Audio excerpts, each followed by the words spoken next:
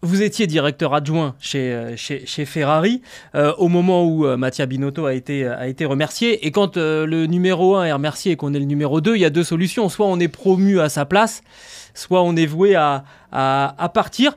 Ma question, il n'y a pas de piège, mais c'était pas possible de travailler avec Fred Vasseur. J'aimerais savoir, on en a très peu parlé, je trouve.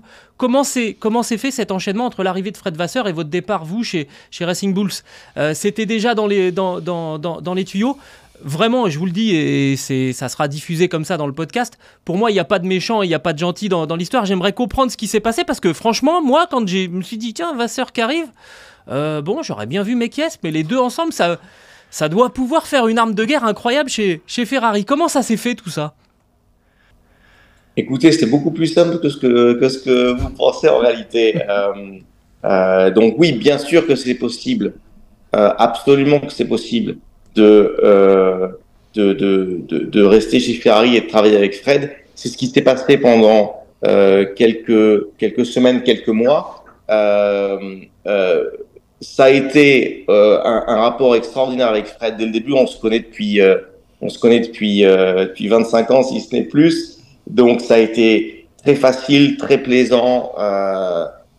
Honnêtement, ça a rendu ma décision de partir très difficile, justement parce que on avait ce rapport très proche. Et même si ça a duré que quelques mois, j'ai aussi beaucoup appris ces quelques mois avec lui. Du coup, pourquoi vous allez me dire pourquoi est-ce que vous partez du coup? Eh oui. euh, Très difficile de partir de chez Ferrari. D'abord, comme fan, hein, on est tous fans, n'est-ce pas? On est tous les trois fans et je suis sûr que ceux qui vous écoutent sont des fans aussi. Donc, si vous travaillez chez Ferrari en Formule 1, pour un fan, très difficile de partir. Qu'est-ce qui fait que vous partez? Opportunité extraordinaire d'apprendre. Ça veut dire quoi? Ça veut dire que des projets de nouvelles équipes, parce que nous, le projet Visa Cacha Parby, aujourd'hui, on le regarde comme une nouvelle équipe. Des projets de nouvelle équipe, il n'y en a pas tous les jours.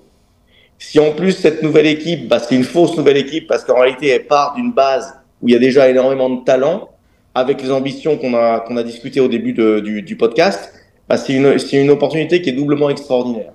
Euh, Si vous ajoutez à ça le fait que c'est la famille Red Bull qui vous invite à les rejoindre, et que c'est donc on parle de passer d'une famille extraordinaire qui est celle de Ferrari à une autre famille extraordinaire du sport automobile qui est celle de Red Bull. Voilà, ça fait que vous avez l'impression que c'est un train que l'opportunité de diriger cette équipe, c'est un train qui passe et on est tous des compétiteurs, on a tous cette soif d'apprendre et d'être confronté à des choses difficiles. Et donc c'est ce qui m'a fait décider de devoir prendre ce challenge. Donc, le fait que Fred soit arrivé, ça a été encore plus difficile de prendre la décision de partir parce que, de nouveau, notre rapport était et est toujours euh, extraordinaire et c'est un rapport d'amitié qui va au-delà du travail.